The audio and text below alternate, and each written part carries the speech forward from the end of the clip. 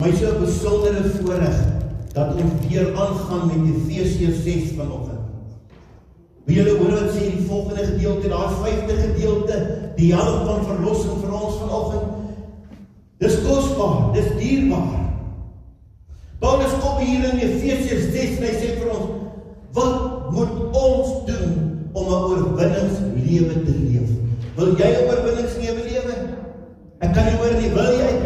Yes, halleluja. En Paulus vertel vir ons daarvan in die woord van die Here. Daarom moet ons dit gebruik tot ons voordeel om 'n oorwinning te lewe in hierdie donker tye van vandag. Baie Christene, my liewe suster, alhoewel hulle dalk die groot finale stryd gaan wen, verloor daagliks steeds die geestelike stryd die in die aand staan teen hulle. En jy kan dit in menselewens sien wanneer jy met hulle praat daaroor. En weet jy hoekom gebeur dit? Want hulle trek net eenvoudig nie die volle wapenrusting van God aan in die oggend nie. Dit is die eerste ding wat jy as kind van die Here behoort te doen. Is nie om jou selfoon te gryp of om die koffieketel aan te sit nie. Die eerste ding is sê, Here, ek staan op vanoggend met die wete U regeer. Maar Here, ek trek die wapenrusting aan en dan begin jy hulle een vir een noem.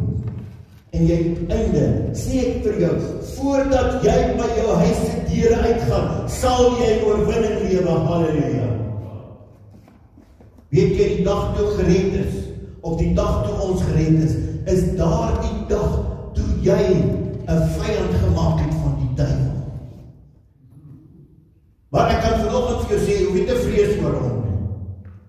Die Heilige Gees woon ons binne in jou met al sy krag. En in Christus is jy meer as oorwinnaar deur hom wat vir jou die krag gee. So jy hoef nie bekommerd en bang te wees dat die vyand, jou duiwel jou vyand is nie, want jy's meer as oorwinnaar deur Jesus wat jou die krag gee. So jy kan elke oggend hierdie stryd toetree, my liewe suster, met die wete ons gaan die oorlog wen. Amen. Ons verloor ons nie.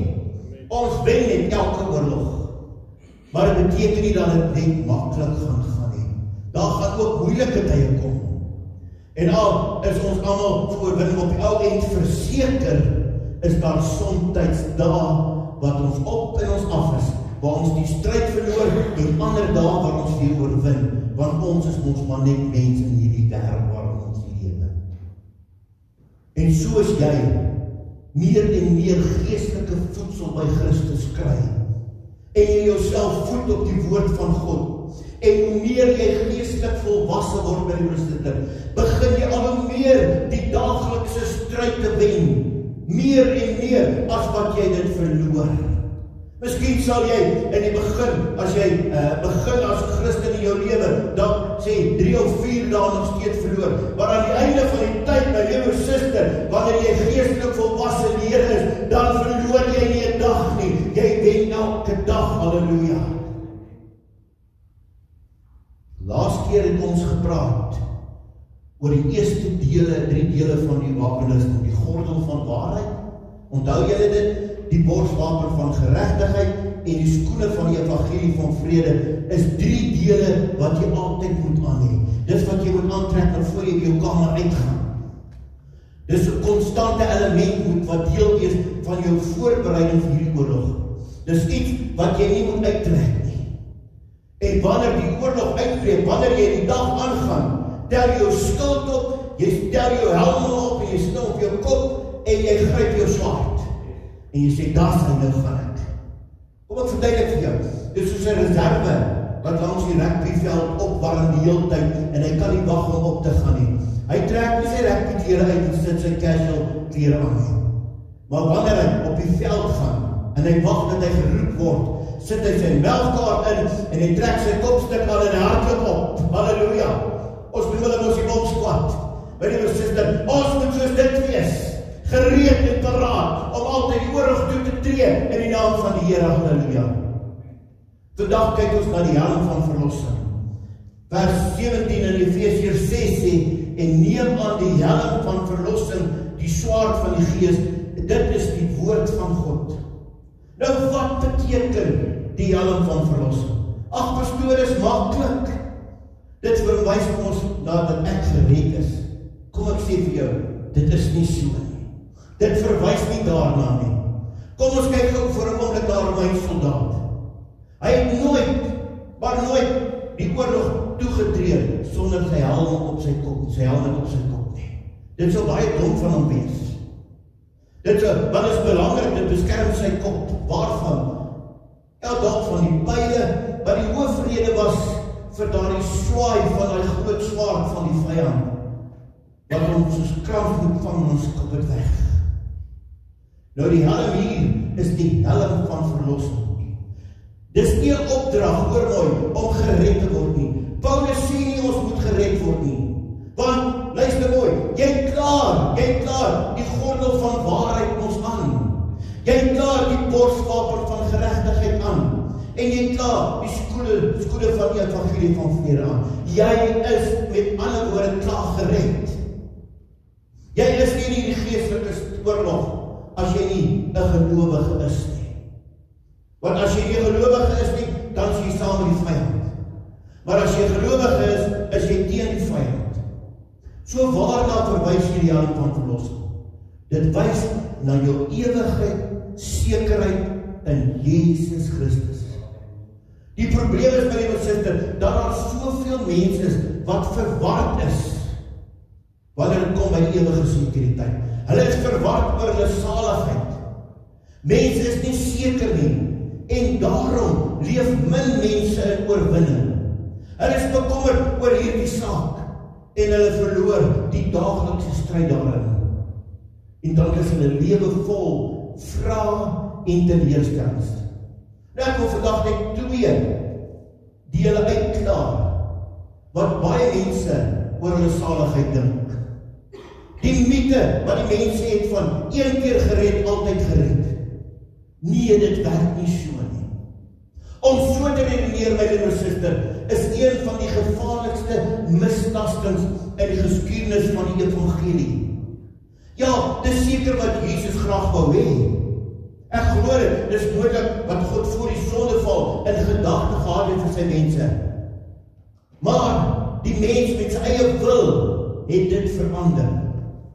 Omdat ons volgens God se beeld geskaap is, het ons ook 'n eie wil en baie gebruik hierdie eie wil om die maklike uitweg te soek en dit beteken hulle is op pad held.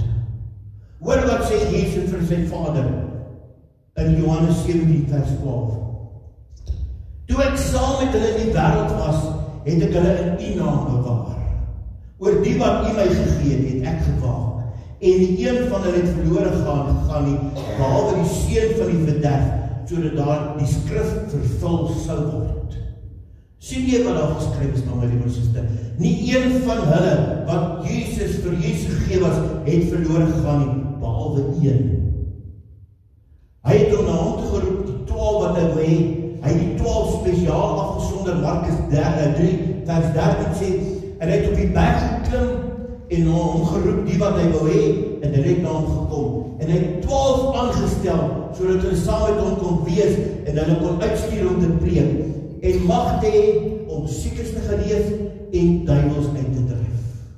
Ja, Judas Iskariot was een van daardie 12 disciples wat die mag gehad het. Hy was ook aan die begin vol van die Here se krag. Maar ergens tussen die dag toe Jesus voor ja gesê en waar hy geëindig het, my broers en susters, het hy gekom en hy het sy eie wil uitgeoefen om weg van Jesus af te beweeg. Totdat hy eendag so ver weg was, dat hy nie meer kon terugkom nie, totdat dit te laat was.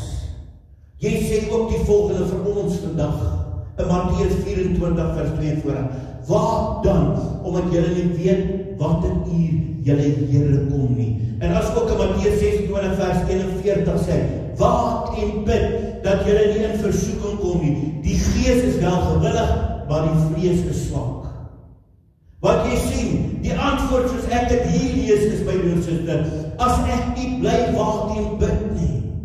as ek nie in Jesus bly en aan hom verbonde bly nie, as ek nie die volle wapenrusting van God aantrek nie, gaan dit verseker gebeur, dat ek soos Judas Iskariot later as te ware saam met Jesus aan die tafel sit, dat ek as te ware my hand saam met syne in die skottel steek en eintlik vere voel vir hom. Net soos wat Judas Iskariot gevoel het. En daar kom 'n tyd, my liewe suster, as ek aanhou om God se liefdevolle genade onder my voete te vertrap, dat die volgende van die woord op my van toepassing gaan wees, soos wat dit vir Judas Iskariot was. Dan sê dit, ten spyte daarvan, dat hy 'n disipel was van Jesus, ten spyte daarvan, dat hy onder leiding van God se Gees wonders gedoen het, ten spyte daarvan, dat hy die evangelie verkondig het, ten spyte daarvan, dat hy duiwels uitgedryf het hy Jesus verruil vir 30 silwerstukke. Hy het dit, my liewe suster, met ander woorde, dit wat die wêreld vir hom gebied het, geruil vir Jesus. Hy het geld liewer gehad as wat hy Jesus gehad het. En wat het gebeur? Hy het die Seun van God weer gekruisig en openlik tot skande gemaak.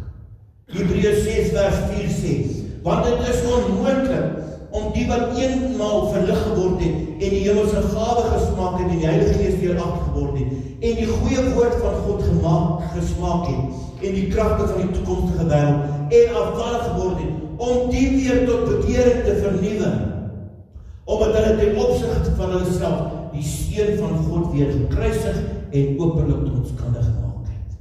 Daarom kom Jesus en hy weet al hierdie dinge en hy sien dit en hy kom in Johannes 15 vers 4 en hy sê vir ons, julle moet aan my verbonde bly soos ek aan julle. In nood kan jy uit sy eie vrugte dra as dit nie aan die druiweskop verbind is nie. En so sal julle ook nie, as julle nie voluit aan my verbonde is nie. Ons kan nie dink, ons kan net aangaan met ons lewe nie. Ek sê weer, ons wil die Here, ons Here wil nie hê dat iemand verlore moet gaan nie. Daarom is Jesus gekruisig. En die keuse lê by my of ek die nou pad wil bly en Jesus deur die nou poort wil volg. As ek dit doen, sal ek nie verlore gaan nie. Hoekom? Johannes 10 vers 27 sê, my skape luister na my stem en ek ken hulle en hulle volg my. En aan hulle gee ek die ewige lewe en hulle sal nooit verlore gaan tot die ewigheid nie en niemand sal hulle uit my hand ruk nie. Daar in Israel is daar 'n berg en in hierdie berg is 'n spieelong en baie van hierdie herders het my liewe suster, hulle skape daarin gelei. En wanneer daai skaap ingaan, jy sê dit is wat beteken naby my bly, dan ondersoek daai herder daai skaap. En as daar enigiets van hom gevind word wat hom skade kan doen, het hy dit afgetrek. Dan met daai skaap laat ingaan in hierdie spieelonke, pikdonker, sodat die skaap kon rus. En hy het wag gehou by daardie deur. En somtyds dan het daar nog 'n herder gekom en hy sy skaap daarin laat gaan. Maar wanneer daai herder môreoggend wakker word, dan roep hy sy skape. En hierdie skape hoor sy stem en hulle kom een vir een uit. En hy ondersoek weer daai skape. Dis om in Jesus te bly. En dan vat hy daardie skape en hulle loop agter hom aan. Nie vandag se tyd waar hy agter die skape loop en hulle met klippe gooi en honde jag nie. Nee, hy loop voor sy skape. En hy roep hulle, en hy vat hulle na groen weidings toe. Dan kan hulle lustig daar wei. Dit beteken, dis wat Jesus sê, ek gee hulle die ewige lewe. En weet jy my liewe suster, dis so wonderlik, dat niemand kan jou uit die hand van ons Here Jesus losbring nie. Hulle, dit woord sê, nie boosheid, nie niks kan jou uitred nie. Al wat jou daarvan kan losmaak, is jyself. Jy kan jou wil uitlewe om jouself uit die arms los te maak en soos Judas weg te stap van Jesus af held. So weer eens, nee, jy kan jou losmaak van Jesus af en dink jy gaan die ewige lewe beerwe nie. Jy moet na wedergeboorte 'n pad met Jesus stap, 'n pad van heiligmaking. Nommer 2. Mense twyfel steeds in vandag se tyd aan hulle eie saligheid. En dan is daar nog soveel mense, my broer en suster, wat as die pastore uitnodiging gee, al gee hom 100 keer, hulle sê ook weer vorentoe kom, en dan sê hulle vir jou, pastoor, dat ek net die Here, ek is so jammer, ek wil net my saligheid seker maak vir oor. My liewe suster, ons kan nie oor en oor tot bekering kom nie. So wanneer ons daardie sekerheid van ons saligheid wil hê, wanneer ons verseker is van ons verlossings, wel eerstens moet ons dan eintlik verstaan, wat beteken dit? Wat beteken saligheid? Wat beteken dit om gered te wees? Wat beteken dit om verlos te wees?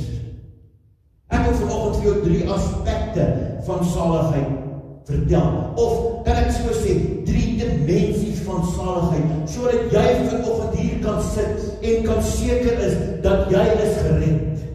Dat jy weet dat jy gered is. Die eerste een is die verlede. Ons gaan so 'n bietjie gesels oor die verlede. Jy sien, die verlede gaan daaroor dat ons reeds verlos is van die straf van sonde. Amen. Soos as jy vir my vra, pastoor, is jy 'n Christen? Is jy gered? Dan sou ek antwoord, ja, definitief ja. Pastoor, wanneer het dit gebeur? Wel, die dag toe ek die Here Jesus Christus aangeneem het as my verlosser en saligmaker. So met ander woorde, dit het in die verlede plaasgevind. Die straf van my sonde is klaar betaal aan die kruis. Romeine 6 vers 6 sê dit, aangesien ons dit weet, dat die oude mens saam gekruisig is, so die liggaam van die sonde tot niet gemaak sal word, en ons nie meer sonde sou doen nie, of sou dien nie. En Paulus sê hier in Efesiërs 6, dat die oude mens weer eens gekruisig moet word nie. Hy sê nie, dat jy weer begrawe moet word nie, want ons weet ons nou al teen die tyd, dat die oude mens is klaar dood en begrawe. Ek is 'n nuwe skepsel in die Here, halleluja. Hy het my nuut gemaak, ek is 'n nuwe mens. Die dag toe jy jou geloof in Christus geplaas het, is jy saam met hom gekruisig. En die loon van die sonde is reeds betaal. Dis waarom Romeine 8 van ons vanoggend kom en sê, daar verder vers 1, daar is dan geen veroordeling vir die wat in Christus is nie, vir die wat na die vlees wandel nie, maar na die gees. Dit is klaar, mee afgereken. So die verlede aspek van jou verlossing, is dat jy vrygemaak is van die straf van sonde. Halleluja, jy is verlos van die straf van sonde. Amen, sê ek vir die Here, dankie Here. Kom ons praat so 'n bietjie oor die Here vanoggend. Die volgende gedeelte van ons gesprek. Nou die teenwoordige aspek van jou verlossing, gaan nie oor die straf van die sonde nie, maar oor die mag van sonde. Sonde het nie meer houvas op jou lewe nie. Amen. Dit regeer nie meer jou lewe nie. Hoekom nie? 1 Johannes 1 vers 9 sê, as ons sondes bely, hy is getrou en regverdig, my liewe suster, om ons sondes te vergewe en ons van alle ongeregtighede te reinig. Het jy geweet dat daar nie een sonde is wat jou toegereken kan word nie? Want Romeine 8 gaan verder en dan vers 33 sal hy sê, wie sal beskuldigings inbring teen die uitverkorenes van God? God is die wat regverdig maak. Met ander woorde, daar kan nie 'n beskuldiging teen jou as kind van God ingebring word nie. Daar is nie meer veroordeling vir jou nie. Ja, jy is vergewe en van al jou ongeregtighede gereinig, halleluja. Met ander woorde, vir dit om waar te wees, is God besig om jou elke dag te reinig. Amen. Dis wat Jesus vir Peter gesê het. En ek dink julle het dit nog altyd misgelees. Luister mooi. Ek lees dit en ek besef, Here, hoe groot is U wonderlik. Is U net nie. Johannes 13:10 sê, en Jesus sê vir hom, hy wat gewas is het niks anders nodig om die voete te was nie. Maar is heeltemal rein, en julle is rein, maar nie almal nie. Jy hoef nie oor en oor gewas te word nie, want jy is mos heeltemal rein. Dis onnodig, anders as om net jou voete te was. Met ander woorde, jy moet eintlik elke dag jou voete was. Hoor wat sê die woord van die Here vir ons. Ons hoef nie oor en oor tot bekering te kom nie, of oor en oor gered te word nie. Jy moet net elke dag jou voete was in hakkies gered word. Van die stof van die wêreld wat in hierdie dag aan jou voete vasgekleef het. Daai sonde, of daai dingetjie waardeur jy gegaan het, wat aan jou begin kleef het. Jy moet elke dag van dit ontslae raak. Want ons het ontslae gered en verlos deur die bad van wedergeboorte. Jy word nie elke dag weergebore nie. Jy word net een keer weergebore. So die Here bad jou by wedergeboorte en dan kom hy en hy stof jou voete elke dag af. Is dit nie wonderlik nie? Dis daai teenwoordige aspek van die verlossing. Ek is verlos vir die verlede en ek word verlos in die Here elke dag. Halleluja.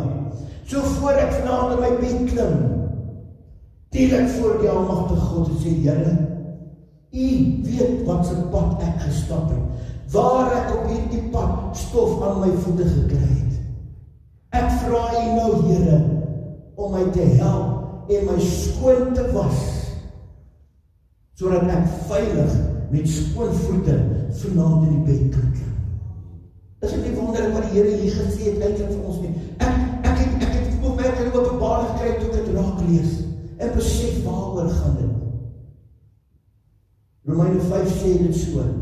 Want as ons terwyl ons nog vyande was met God versoen is deur die dood van sy seun verlede, veel meer word deur die lewe gered word die Here nou dat ons versoen is. Verstaan jy dit vanoggend?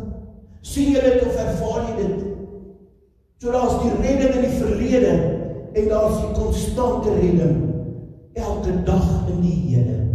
Ek is gered van die straf van sonde, halleluja. Ek word gered van die mag van sonde op my lewe. Amen. Nou kom ons by die toekoms. Dan is daar ook die toekomstige aspek van jou verlossing. Ons gaan verlos word van die teenwoordigheid of die bestaan van sonde. Daar kom 'n dag, my broer en suster, wanneer daar nie meer sonde sal wees nie, en ons sonder sonde sal wees. Paulus sê in Romeine 7 vir ons, die sonde leef nog in my, ek die ledige mens, wie sal my verlos van die liggaam van hierdie dood? En hy los ons nie met 'n vraag nie. In Romeine 8:23 sê ons, en nie alleen dit nie, maar ons self ook, wat die eerstelinge van die Gees het, ons sig ook in ons self afwagting van aanneming tot kinders, naamlik die verlossing van ons liggaam. Halleluja. Dit sal gebeur wanneer jy, my broer en suster, verander word van die liggaam wat jy hier sien tot 'n verheerlikte liggaam. 'n onverganklike liggaam sal ontvang by die opstanding. Dit sal die finaal afhandeling wees van jou volkome verlossing. Kom ons kyk weer. Hy regverdig ons in die verlede. Hy reinig en heilig ons soos ons aangaan in die Here. En hy gaan ons verheerlik in die toekoms.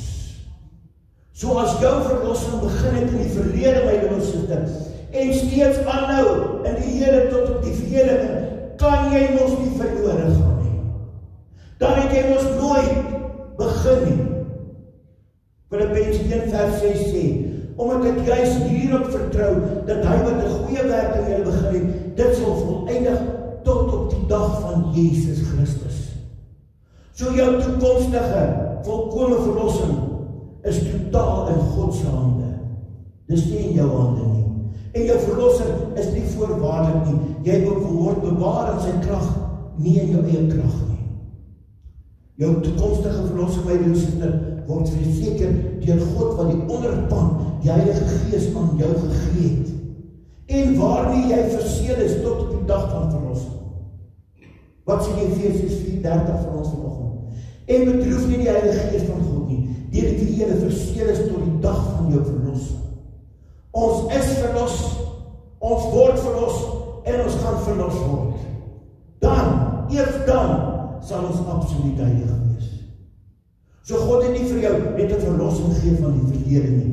Hy bewaar ons in sy krag elke dag. Hy bewaar ons van in die verlossing, in die ewige tyd waar ons lewe. En nie net dit nie, hy gee ons 'n lewende hoop, iets om na uit te sien. Ek sluit af met 1 Tessalonisense 5 vers 8. Maar laat ons wat van die dag is nigter wees met die borswapen van geloof en liefde aan, en as helm die hoop op die saligheid. Amen. Is dit nie wonderlik nie?